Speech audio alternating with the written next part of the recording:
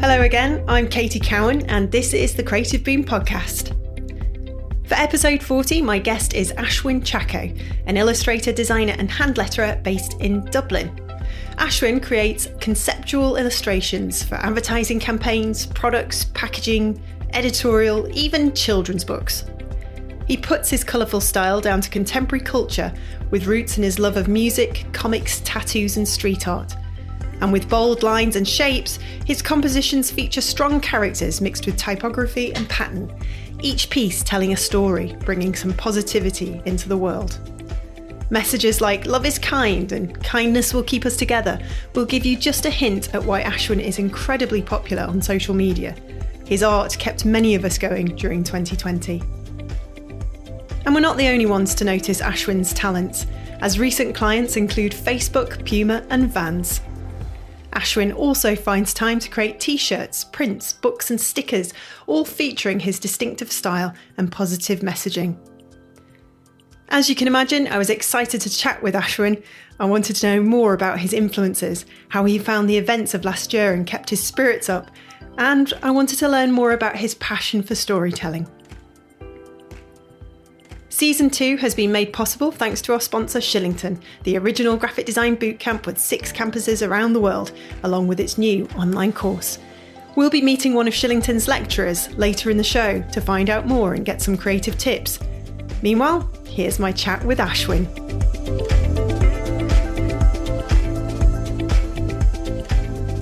I'd like to introduce my next guest, Ashwin Chacko. Hello, Ashwin. Hey, Katie. How are you? I'm fantastic. You know, as good as I can be in the grand scheme of things. Yeah, that's for sure. It has been a strange lead up to the new year, hasn't it? It really has. And here we are in January. I suppose we're all hoping things would get back to normal by now and we'd be sort of out there skipping and dancing. But it's not quite ended up that way, has it? And it's been the most crazy start to the year. Yeah. And like I had mentioned before, I suppose, I think for me, the mantra of this year is definitely count your blessings, because I think last year was really, I know it was tough for a lot of people, but it was definitely quite a blessing for me. Yeah, because you ended up having a really good year, didn't you? You got lots of work and you grew your business.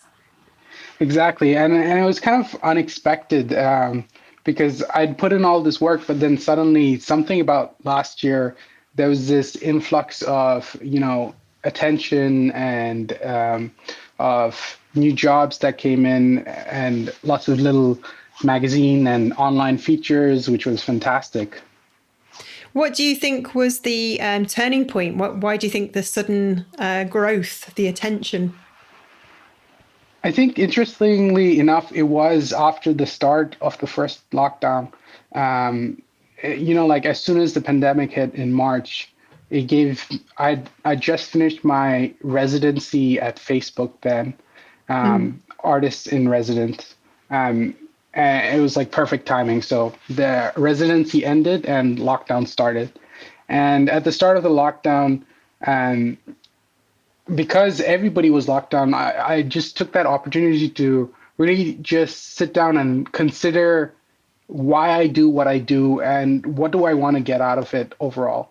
And taking the time to analyze myself and the type of work I create and the sort of impact I wanted to make allowed me to then hone in on what my artistic voice was and what I really wanted to get out of my audience. And that then allowed me to hone in on the style that would best present that voice. It was just a question of like eliminating things that I don't, eliminating style choices and honing in on specific style choices, allowing me to present the new style I have now. And I think because then something about it and something about the messaging seemed to relate to a lot of people, especially through this pandemic. Well, I think you hit on something really beautifully at the right time, because whilst the world felt like it was falling apart, and that there was all this polarization, and especially the events of surrounding George Floyd's death, I think you just hit on something that reminded us of our shared humanity, and how we're sort of all in this together and we all want to move forward positively together, which is something I think when you sometimes go on Twitter or social media, it sometimes doesn't feel it's that way. It sometimes feels like the extremes are the kind of the mainstream, and they're not, are they? So it was lovely. It was joyful seeing all your artworks coming out throughout the year, and personally kept me going, definitely. That's always great to hear. Yeah, I think you're definitely right about that. I think it's just a perspective of bringing in a sense of positivity, because joy is very much an internal thing. It comes bubbling out of you, whereas like happiness is very much circumstantial. So if you start tapping into the sense of joy that is within, then that can manifest in your art and then bring encouragement to people around you. Absolutely. And you get a little bit of this, I think, this kind of shared humanity from your own experience growing up. You started off in India, didn't you? Yes, I grew up in India.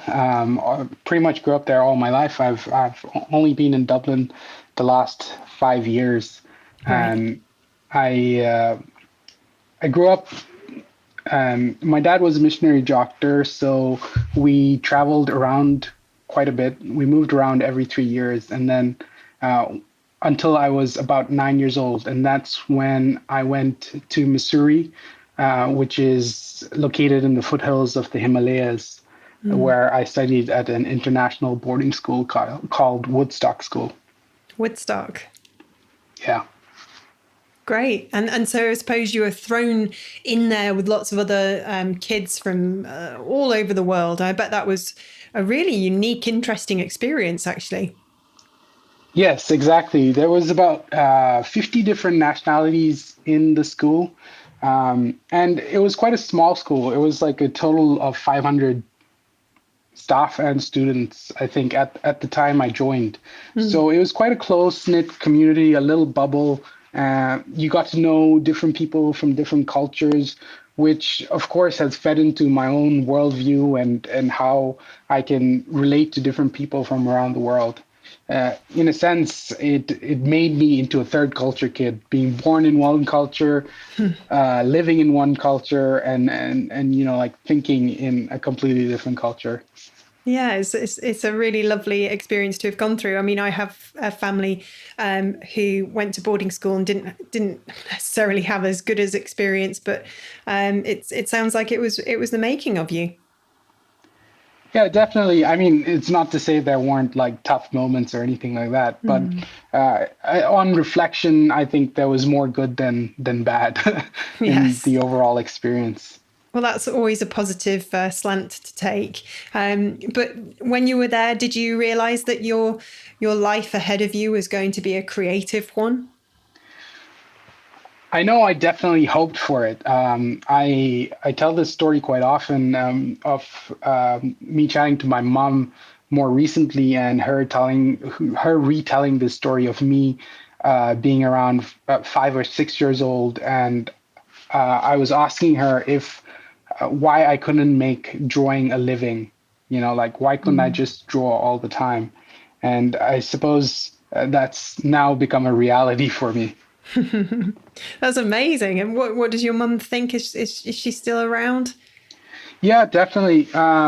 She's very happy. I mean, I was very fortunate. My parents have always encouraged the creativity within me. As far as school goes, they just wanted me to do my best, and that's what really mattered. As long as I tried, versus it wasn't about like the achievement. It was about like learning and understanding and growing more So than they anything else. they didn't want you to become a doctor then, following dad's footsteps. I think they knew very early on that I wouldn't head in that direction. I think my dad definitely hoped my youngest brother would turn into a doctor, but the three of us ended up in the design field. Oh, really? Yeah, Where do my you second think? brother Abhishek is an architect, and my Oh, youngest brother Johan is a product designer. oh, wow. So where do you think all three of you get that from? Is it from your mum's side, your dad's side? I think it's a mix. Definitely more from my mom as far as the creativity goes. Like my mom used to draw, and she was like Oh, she used to think of these really creative ways of teaching us when we were kids. You know, she had like a great way of helping us understand complex um, issues in like simple stories and likes. And I think that translated into our own creative outlook. And from my dad, he's always encouraged reading, mm, and you know, reading makes such a big impact on your creativity because the more you read, the more you grow your imagination, especially when it comes to reading fantasy and that kind of thing. Because you're imagining the characters, you're imagining the journey, you're allowing the power of words to bring a story to life. So that's definitely been those two influences. I think had a big impact on us as kids. that's fantastic. Yeah, you're right. Reading is it opens up the world, doesn't it, to us, and can really kind of let the imagination go anywhere. You can never go too wrong without being, when you're surrounded by a brilliant range of books. Do you have a lot of books in your house, even today? Uh, I have more comic books now than regular books. I had quite a collection when I was in India. I just they're too heavy to transport across. Right. Okay. Fair enough. Um, So like how have come you found yourself in Dublin then? that was definitely through my wife. So Oh, my wife came over to India, and she was volunteering in the church I was going to, and right. we met because I mean it was a small church, and she was staying at my at the pastor's house, and the pastor's son was my best mate. So Oh, right. we So you just started. inevitably ended up hanging out a lot. Oh, that's great. And then it just sort of naturally happened, or did you pluck up the courage, or did she ask you out? Yeah, I think at that stage, I had very much decided that if I was going to date anyone, it was with the intention of marriage, and I told her that, and she had the very same view. Oh, So, and I was 21 at that point. This was yes. in 2011 Right. when I met her. So we started dating with that intention. She came in October. She was in India till the end of November. Yeah. And so we started dating through that little season. And then we were long distance for a year. Oh, gosh. And then I tried to come over, but because I was not making enough of, there's lots of, Complications, what's it isn't it, called? when you're trying to sort of start a life Yeah, somewhere like else? I I can was only trying to imagine. come over to Ireland, but there was lots of restrictions as far as visa goes. Yeah. So then she ended up coming up over the year later, and then she came in 2012, 13. Oh, Yeah, she came over in 2013 in January, got engaged in February, got married in April, and the rest is history. yeah, the rest is history. We lived there for 3 years, had our first two kids there, and um, then she wanted to come home to be closer to her family, so we came Yeah. over to Dublin.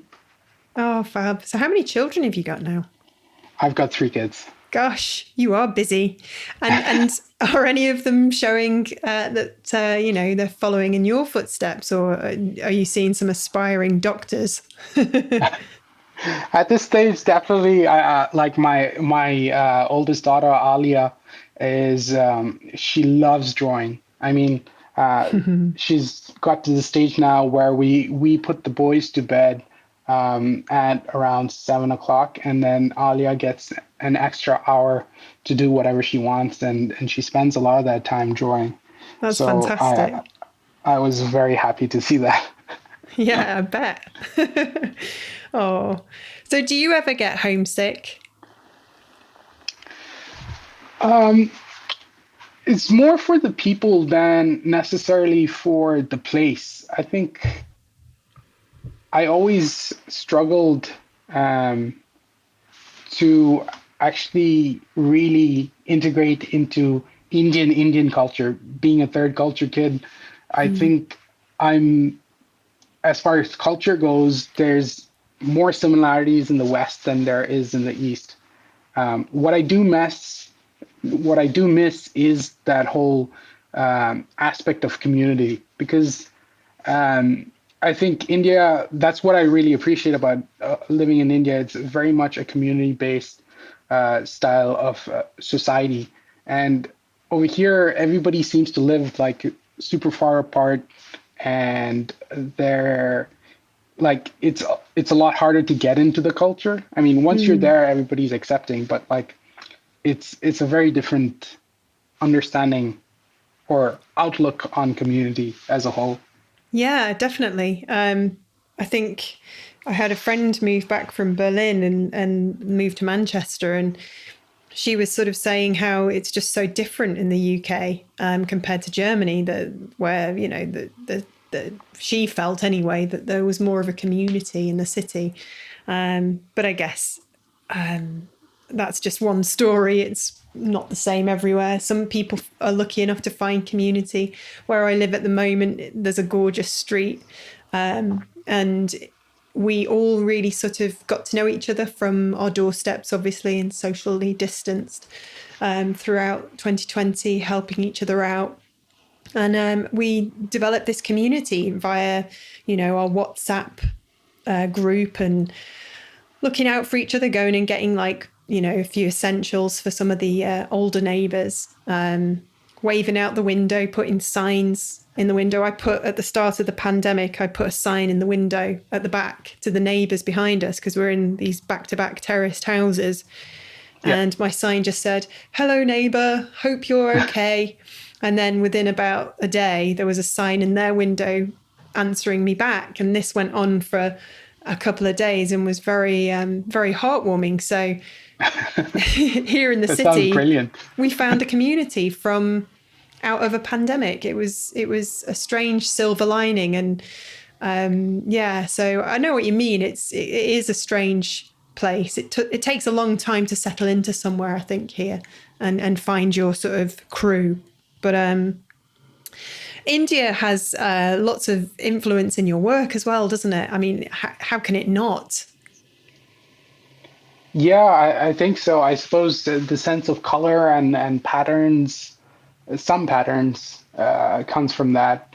Um, I think I draw from lots of different things. Again, like I loved history growing up, so and I loved tribal art, and so a lot of that probably influences my work as well. Definitely. There's also like a kind of, I feel, an 80s and 90s vibe going on. It's really nostalgic for me anyway. Yeah, probably it's just me drawing what I loved when I was a teenager, a Yeah, kid, I suppose, that's remembering great. those days. Well, Dublin is a fantastic city. I got the pleasure of going there a couple of years ago. Weirdly, my first ever visit to Ireland, and it's only, across the way. It's not far, but I went on a tour around the city with for Creative Boom, and our hosts were fantastic. They were with the tourism board, Antoinette and Mary, who were just wonderful, and a bunch of other journalists from around the world. And it's really funny. It must have been about 4 years ago now, maybe possibly even longer. And we've all stayed in touch, all of us. And we have a little WhatsApp group called the Creative Lovely Jubblies. because Mary or Antoinette, I can't remember which one, would say lovely jubbly, or I think I was saying lovely jubbly a lot, and of course the joke came out of that. It was one of those lovely, private in jokes. So we call ourselves the Creative Lovely Jubblies. And they every year after New Year's get in touch and say hello and send pictures. And it's just so sweet. So that is my impression of Dublin and Ireland, just so friendly. And what a great place to be if you're an artist and illustrator, because you've got all these fantastic brands there as well, haven't you? It's a real hub. Great place to be. It's definitely turning into that for sure. And yeah, I love being in Dublin because it is sort of turning into quite the melting pot of cultures as well. There's lots of different people from different backgrounds all living together here. And then the creative scene is quite small. So once you get in, you start to know everybody who's in there, which can be a good thing and a bad thing. But like, it's nice to get to know the different people within the community. Yeah, as it were. I think it's all about people, isn't it? And having a network is just so important for your marketing and keeping your name out there. Definitely. What other kind of things do you find help? Because you're an absolute fiend when it comes to your marketing. You're always on social media. And loads of kind of content popping up all the time. I mean, you're just one of those people that understands that if you're going to make a success of your career, then you have to keep putting your name out there, don't you? Yeah, I suppose I think it's just a work ethic thing for me in many ways. I understand that if I want to grow, I have to put in the work, and part of that reality today is within social media. So it's putting in those hours just as much as the work. I think as artists and illustrators, I think the big struggle is trying to promote yourself. It feels like, I don't know, it feels like you're selling out. But I mean, that's the whole purpose, right? I mean, we want to sell our art so that we can make a living from what we love doing. So if we want to do it, we have to push in every way possible. And now for a little break to get a word from our sponsor, Shillington, the original graphic design school, or in this case, some creative advice from Jack Trotman, a designer and artist based in London who's also a lecturer at Shillington's campus in the capital. I asked Jack, what should designers bear in mind when going to job interviews?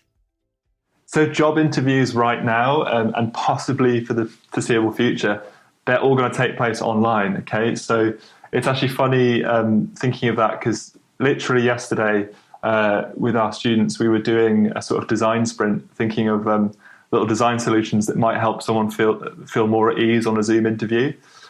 So yeah, obviously I can't reveal all of those at the moment because they're all still a work in progress, top secret. But my main bit of advice would probably be, remember that you're interviewing them as well. Make sure that you feel comfortable working with them. Don't go changing who you are for the job. Make sure that the place that you're being interviewed at, you feel comfortable. To find out more about studying graphic design in as little as 3 months online or at one of Shillington's 6 campuses around the world, visit shillingtoneducation.com.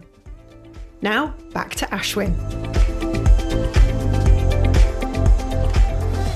Definitely. I think that's a common feeling, isn't it, amongst the creative community? We feel ashamed to be making money out of our craft. Yeah.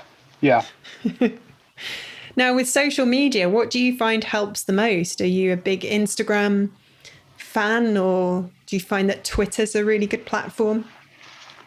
I've never really understood Twitter. It's been hard for me to figure it out. It's only over the last year I'm starting to get a little bit into it and like having a few conversations here and there.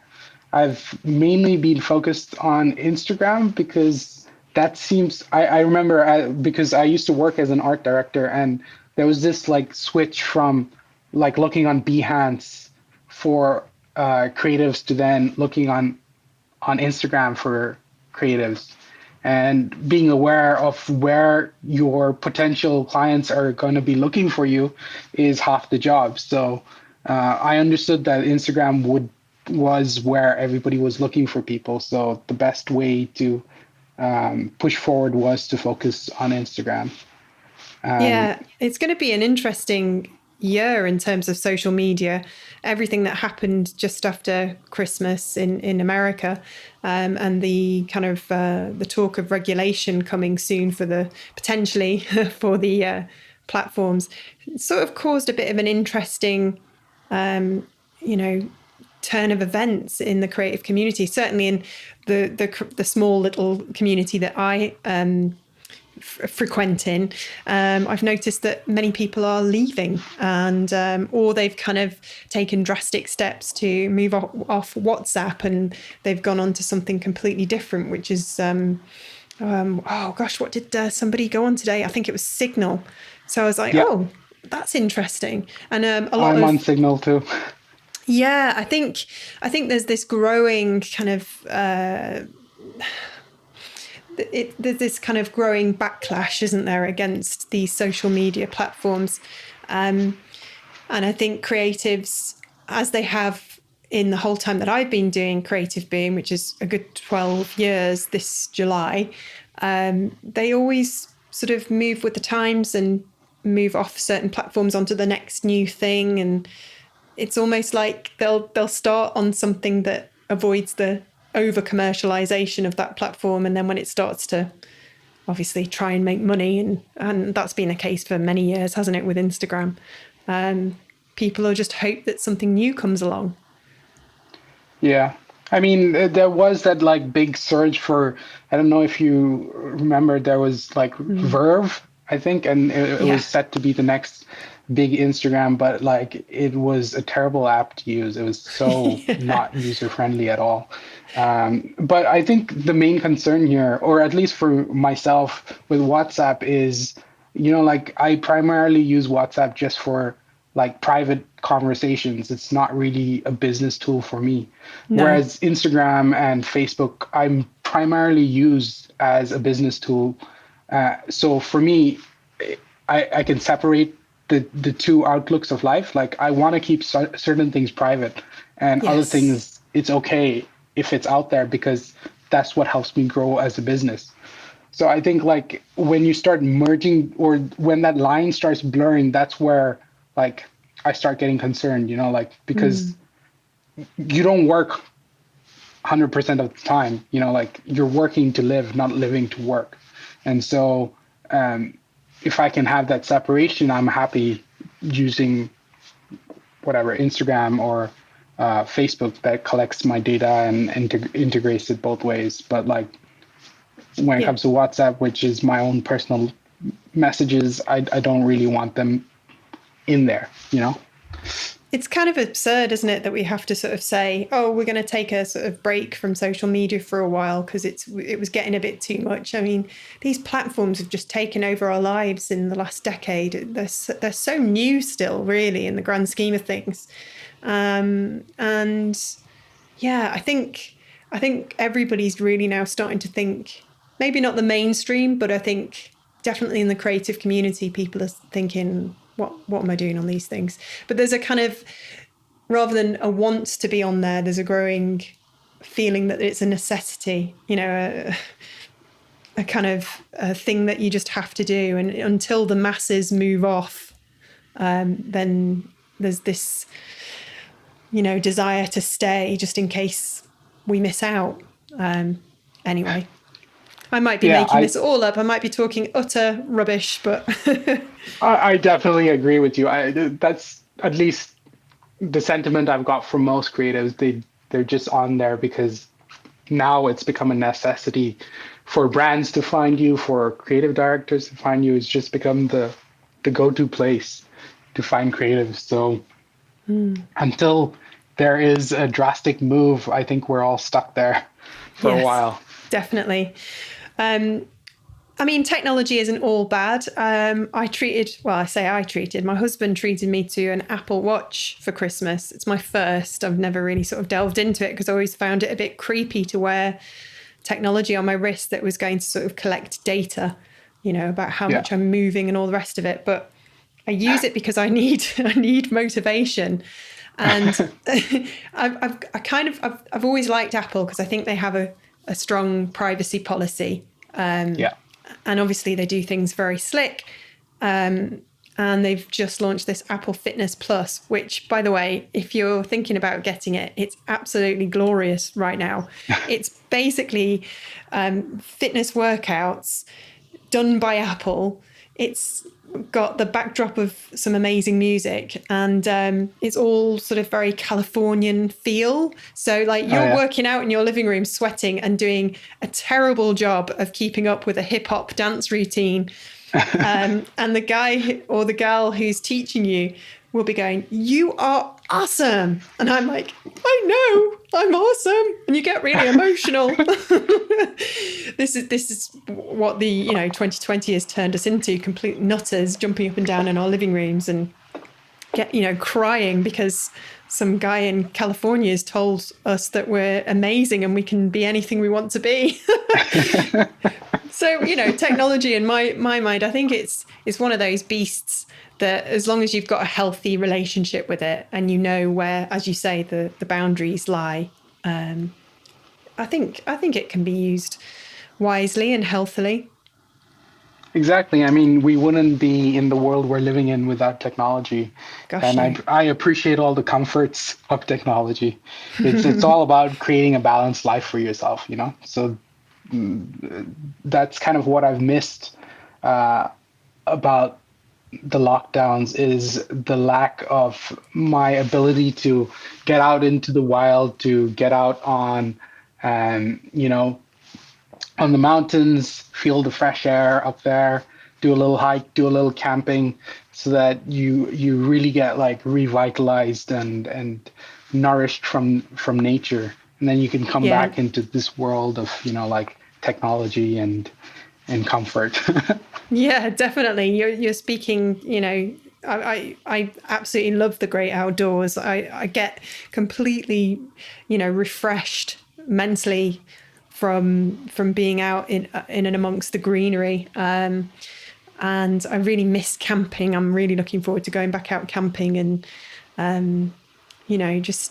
just being outside in the fresh air. I mean, I don't think I've left my house for about 7 days now.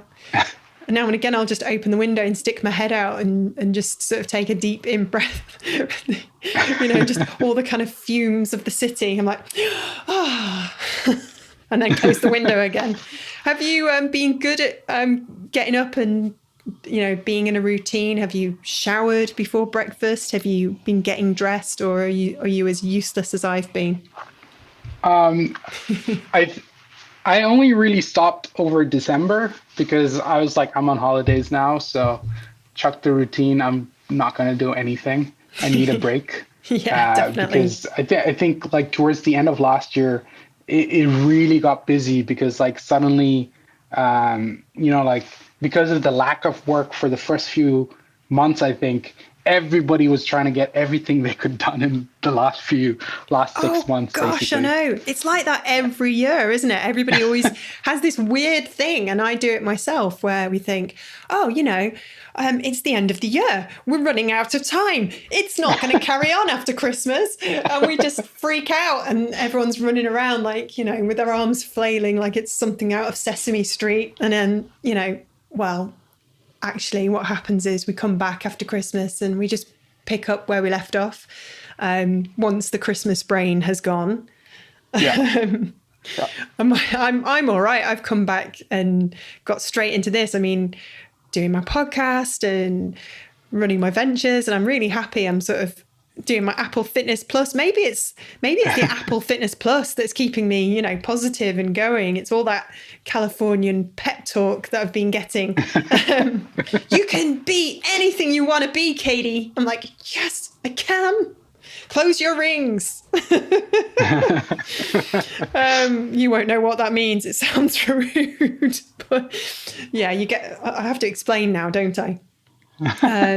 See, I'm obsessed. I just want to talk about my Apple Watch. This is what they do, you see. They're evil. They're evil bastards. They get you hooked so that you just end up becoming obsessed with them. So you have these 3 rings, and one's move, one's exercise, and one's standing up. And you have to close your rings every day. So I've set my goals. So I do 60 minutes of exercise and then a certain amount of calories, and then I think you have to try and stand up 12 times a day. It's really good, Ashwin, because are you a bit of a workaholic? Do you find yourself stuck to your desk? Because I forget to get up and move away. And you know, I actually think this is great because it just goes, right, come on, stand up. I think I would be, but I'm fortunate that I have children to come and interrupt me every few hours. So that's always good, you know. That's really good. I haven't got any children, you see. So I've kind of just got my Apple Watch now. And Baby Yoda. I mean, and you could get him to wail a few times. Yes. Oh, gosh. You saw that on social media, didn't you? Yeah. So just if nobody knows, I think it's worth noting that I haven't got children, and it's not something that is sad for me. It's actually what I decided to do. I decided I didn't want to have children when I was 6 years old. And I love children. I always say this really defensively. I love children. I'm the nutcase at weddings, running around and playing with the kids and skating along the floor and dancing with them all and, you know, that kind of thing. But just didn't fancy my own, and my husband was the same. And so can't remember what my point was. Oh, yeah. So I think I ended up getting obsessed with The Mandalorian on Disney last year, and the little character Baby Yoda. And I ended up buying the animatronic toy that sort of coos, and I swear I think everybody in my family just thinks it's like a sign that I might have changed my mind, you know, now that I'm sort of obsessed with this little green Baby Yoda. My brother oh God, if my brother's listening to this, he'll be rolling his eyes. He said, "You better not bring that thing on Christmas Day." And I did. And I did. And I kept like putting it in different parts of the house, doing different things like holding a crisp, maybe holding some tinsel, you know. And then I did this whole photo series and shared it with friends. And I think I ended up sharing it on Instagram. Baby Yoda's first Christmas. Very silly. How did we get onto this? I don't know how we got there, but routine. Yeah, routine definitely. and exercise. Yeah, I suppose, like you asked, I suppose I like to create routines for myself because that's the only way I get work done is if I set a routine for myself. So I like to start off with a run if I can in the morning. Great. And that kind of really sets the pace for my day. And that way, then I can finish earlier if I don't have much work, or, you know, like catch up on admin and that kind of stuff. Oh yes, dreaded admin, because it's a full-time job, isn't it? Working for yourself. You said you used to be an art director. How long have you been freelancing, and what were you doing before? So I've pretty much never stopped freelancing since college in 2009. But like I've worked at companies while I've freelanced at the same time as well. So I worked, I think it was 2014. I worked as a creative in an ad agency in India called Wo Mama Design. Right. And that's kind of where I learned a lot of my graphic skills and branding skills was all at Wo Mama Design. They kind of like pushed that side of my creativity. Mm-hmm. And then from there, I worked at Animal, again, another ad agency in India before I came here. And once I got here, I worked in the public house, which is again an ad agency, for 6 months before I switched to freelance again. Wow. So I bet that was a kind of, brave, scary moment going, taking that leap, especially with children and, new life in Dublin. I suppose it was a process for me. The contract only lasted 6 months. I looked around for work and I didn't really find anything that was available. I found it again. This is what I find tough here is like if you don't know people, it's very hard to get jobs here. It's the I don't know what it's called, but like it's not about what you know, it's who you know. And so I was finding it hard to get a good job in a creative capacity there. So I just switched back to freelance mode and looked for jobs that way because that way I wasn't restricted to Ireland necessarily, and I was getting work from some clients from India and then slowly clients within Ireland as well from the people I met at the first job I had in Ireland, which was at the public house. So those people moved on to other jobs, and then they hired me through the first time we met. And then I also did a lot of local markets here, and that kind of opened up doors as well for me. Great. You just don't stop. And you really sort of hit home the message there. If anyone's listening and they're thinking of going freelance, it's the connections, it's the network you have that'll save you and keep you going. If you don't kind of see everybody that you meet in your career, because the creative community is such a small pond, then you're going to sort of not really see the benefit in years to come. I mean, wherever you're working right now, if you, the listener, are listening to this, wherever you are right now, make friends with everyone, even people that are perhaps sort of junior to you, because you just don't know where these people are going to turn up again and how helpful they might be. Exactly. That is definitely the crux of it. It is all about building those relationships with the people in your environment. And I definitely say if you're ever leaving a job, always leave well. Definitely. The old saying, don't burn any bridges. Exactly. You never know what's going to happen like 5 years down the line. Yeah, exactly. I mean, I was doing a nice interview with Simon Dixon of Dixon Baxi in London the other day, and he's still friends with people that he worked with over 30 years ago, so it pays to sort of be nice and be helpful and supportive and put yourself out there and make friends with other creatives, because, the benefits of such will present themselves.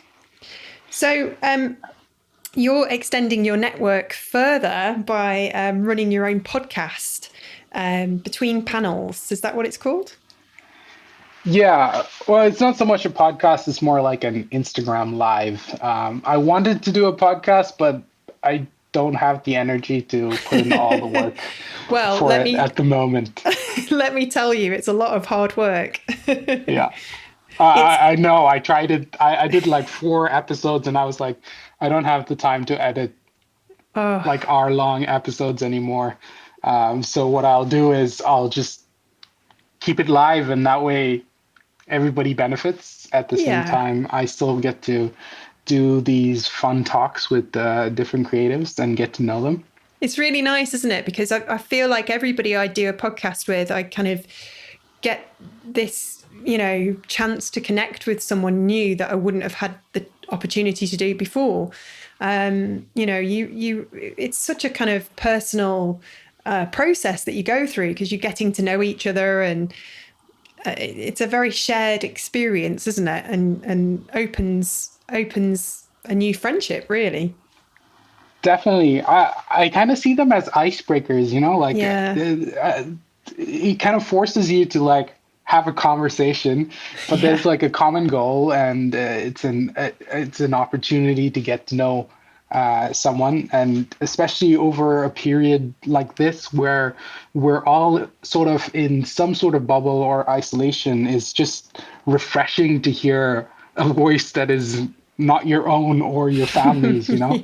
Yeah, definitely. I was a little bit apprehensive about starting season 2 because with everything that's going on, I was like, oh, am I going to have the energy and the headspace to do this? Because it takes a lot of, like you say, it's a lot of energy, it's a lot of time. And weirdly, I've come back after Christmas, and with everything that's happened, everyone's like, "So how's it going? Are you finding it tough?" I'm like, "No, I'm really enjoying it. I'm loving it. It's like giving me purpose, I suppose, and I get to chat with people. I just feel so lucky to be able to do this. It's great." I have to agree, like finding the why or the purpose behind something, that's what really keeps you going. And like if anybody listening to this wants to start freelancing, make sure you find your why before you Mm. jump overboard. Because if you know your why, even when you encounter stormy waters, you'll be able to go past them. But if you don't know the why, the first kind of bump or first wave that hits you, you might sink. No, that is such great advice, actually. And I think it's pretty obvious what my why is. I mean, I just love art and design and supporting others. So that gets me out of bed in the morning, and it has done for the last 12 years, and probably will carry me through the next 20 years. What's your why, Ashwin?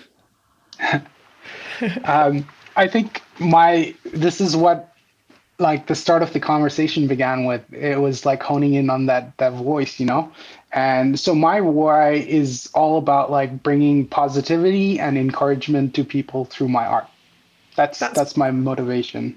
that's ideal, and it shines through. It is very positive, and there's lots of awesome messages. I love the kind of very simple messages that you put out there. And where do you come up with these messages? Are they just something that inspires you? Is it when you're out on your run first thing in the morning, you think, oh, that would be a nice kind of thing to play with? There's lots of different places that I get little bits of inspiration. I think a big part of it is from the Bible. I am a believer. I'm a Christian, and so the teachings of Jesus are very positive. They teach you a Hmm. way of life more than anything else. And so things like love your neighbor and putting people before yourself and being optimistic and understanding your identity, all these are themes that are constantly running through. And I'm just finding ways to present it to a modern audience that they can relate to. That's really, really special. And yeah, there are so many wonderful messages that come out of that. Lots of love and kindness and compassion, which with the world the way it is sometimes, we can, all of us, forget to remember to be those things. Yeah, definitely. I think it's more reminding myself than anybody else, and then if everybody else benefits from it, I'm just happy. Yeah, it's as simple as that, isn't it? Just do Yeah, something that you love, and it will all fall into place. Really, it will make you happy, give you that kind of get up and go every day. And what a great kind of legacy you're building, and an example you're sharing with your children. And they'll probably see, just, I mean, my parents did the same thing. They did something they loved. Well, that's not strictly true. My dad didn't end up doing what he loved until he was in his 40s, when he went back to university. But yeah, it's finding that purpose and that passion, and yeah, it can be a really wonderful thing, can't it, being a creative? definitely. Yeah, I think if you find your why, your life feels more fulfilled because you feel like you have a purpose to pursue something specific. And then your work is you taking responsibility for the change or the purpose you want to see. I think often one of the big issues that we have as humans, as creatives, is that we like to allow our circumstances to dictate how we're feeling, how we're doing, whereas often we can change our circumstances if we put in the time, the effort, and have the vision to go beyond our circumstance to a place that we know we can achieve. Well, what a wonderful way to end this chat, Ashwin. Thank you so much for your time and sharing all your career so far and this wonderful positive attitude that you have with the world. Thank you for having me. Thank you so much for listening to the Creative Boom podcast with me, your host, Katie Cowan. I hope you enjoyed my chat with Ashwin. I do apologise about talking about Baby Yoda for far too long. Thanks also to our sponsor Shillington, the original graphic design bootcamp that has helped students achieve award-winning portfolios and land incredible jobs in as little as 3 months. To find out more, go to shillingtoneducation.com. To listen or subscribe to the Creative Boom podcast, visit creativeboom.com/podcast. Don't forget to leave us a review if you're enjoying the show. Join me next time when my guest will be art director, illustrator, author, and lead artist at Netflix Animation, Izzy Burton.